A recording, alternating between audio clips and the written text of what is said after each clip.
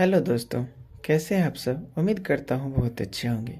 आज हम देखने वाले हैं बिहार बोर्ड द्वारा 2018 में पूछे गए महत्वपूर्ण वैकल्पिक प्रश्नों के उत्तर। तो आइए शुरू करते हैं। पहला प्रश्न है, बोल्शेविक क्रांति कब हुई थी। तो हम लोग जानते हैं बोल्शेविक क्रांति नवंबर 1917 में हुई थी। अगला प्रश्न है, हिंद चीन पहुंचने वाले प्रथम व्यापारी कौन थे। तो हिंद चीन पहुंचने वाले प्रथम व्यापारी पुर्तगाली थे। अगला प्रश्न है, असहयोग आंदोलन का प्रस्ताव कांग्रेस के किस अधिवेशन में पारित हुआ। तो वो था दिसंबर 1920 नागपुर अधिवेशन में। अगला प्रश्न है, राष्ट्रीय स्वयंसेवक संघ की स्थापना कब और किसने की थी।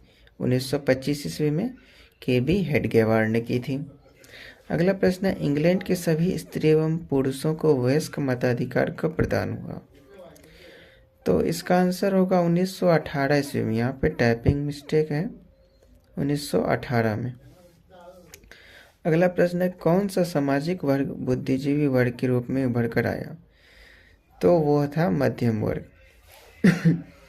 हमारा अगला प्रश्न है, प्राचीन काल में किस स्थल मार्ग से एशिया और यूरोप का व्यापार होता था। तो वो था रेशम मार्ग। अगला प्रश्न है, आर्थिक संकट के कारण यूरोप में कौन सी नई शासन प्रणाली का उदय हुआ। तो फांसीवादी नाजीवादी का उदय हुआ था। अगला प्रश्न है, किस पत्र ने रातों रात वर्नाक्युलर प्रेस एक्ट से बचने के लिए अपनी भाषा ही बदल दी। तो वो था अमृत बाजार पत्रिका। अगला प्रश्न देखते हैं हम, किसने कहा था मुद्रण ईश्वर की दी हुई महानतम देन है, सबसे बड़ा तोहफा है। तो ये थे मार्टिन लूथर। अगला प्रश्न है, सोपानी कृषि किस राज्य में प्रचलित है। सोपानी कृषि जो है उत्तराखंड में सीढ़ीनुमा खेती होती है, तो वहाँ प्रचलित है। अगला प्रश्न है, प्राणियों के शरीर में कितना प्रतिशत जल की मात्रा निहित होती है। तो वो है 65 यानी कि 65%। अगला प्रश्न है, वन संरक्षण एवं प्रबंधन की दृष्टि से वनों को कितने वर्गों में वर्गीकृत किया गया है। 3 वर्गों में किया गया है। अगला प्रश्न है, एक NGO की वानिकी रिपोर्ट के अनुसार 1948 में विश्व में कितने हेक्टेयर भूमि पर वन का विस्तार था। तो 400 करोड़ हेक्टेयर जो था वन था। अगला प्रश्न है, 1 टन इस्पात बनाने में कितने मैंगनीज का उपयोग होता है। तो वो है 10 किलोग्राम। अगला प्रश्न है, कोयला का सर्वोत्तम प्रकार कौन सा है। तो एंथ्रासाइट हो जाएगा। अगला प्रश्न है, इनमें से कौन सा उपभोक्ता उद्योग है। तो उपभोक्ता उद्योग में चीनी उद्योग है। अगला प्रश्न है, भारतीय अंतर्देशीय जलमार्ग प्राधिकरण का गठन किस वर्ष किया गया था। तो ये है 1986 में किया गया। अगला प्रश्न है, पायराइट किस प्रकार का खनिज है। तो पायराइट हो जाएगा धात्विक खनिज। अगला प्रश्न है, 2001 की जनगणना के अनुसार बिहार की नगरीय आबादी है 10.5%, 10.5% है। हमारा अगला प्रश्न है, निम्नलिखित व्यक्तियों में से कौन लोकतंत्र के रंगभेद के विरोधी नहीं थे। तो ये हो जाएगा जेड गुडी। ये क्या था, लोकतंत्र के रंगभेद के विरोधी नहीं थे। अगला प्रश्न है, सांप्रदायिक राजनीति किस धारणा पर आधारित है।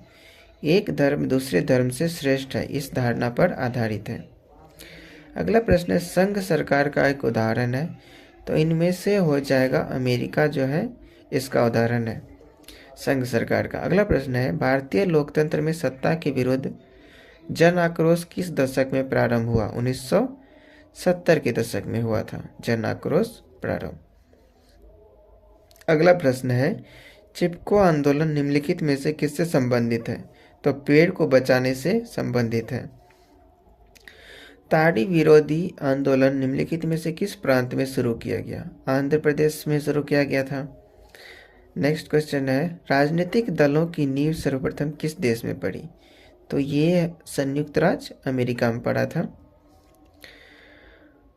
हालांकि इसका आंसर कहीं कहीं ग्रेट ब्रिटेन यानी कि इंग्लैंड भी दिया हुआ है। अगला प्रश्न है, गठबंधन की सरकार बनाने की महानतम संभावना किस प्रकार की दलीय व्यवस्था में रहती है? तो ये हो जाएगा बहुदलीय व्यवस्था। हमारा अगला प्रश्न है निम्नलिखित में से कौन सी राष्ट्रीय दल नहीं है? तो लोक जनशक्ति पार्टी जो हो जाएगा यह राष्ट्रीय दल की श्रेणी में नहीं आता है। हमारा अगला प्रश्न है निम्नलिखित में से किस देश की मिश्रित अर्थव्यवस्था है? तो ये हो जाएगा भारत। अगला प्रश्न है निम्नलिखित में से किसे पिछड़ा राज्य कहा जाता है? तो बिहार जो है पिछड़ा राज्य की श्रेणी में आता है। शेयर बाजार की नियामक संस्था है SEBI, सेबी जो है इसकी संस्था है। अगला प्रश्न है निम्नलिखित इनमें से कौन संस्थागत वित्त का साधन है? संस्थागत व्यावसायिक हो जाएगा, व्यावसायिक बैंक का। अगला प्रश्न है भारत की वित्तीय राजधानी किस शहर को कहा जाता है? मुंबई भारत की वित्तीय राजधानी है और भारत की राजधानी दिल्ली हो गई। अगला प्रश्न है इनमें से कौन एक बीमारू राज्य नहीं है?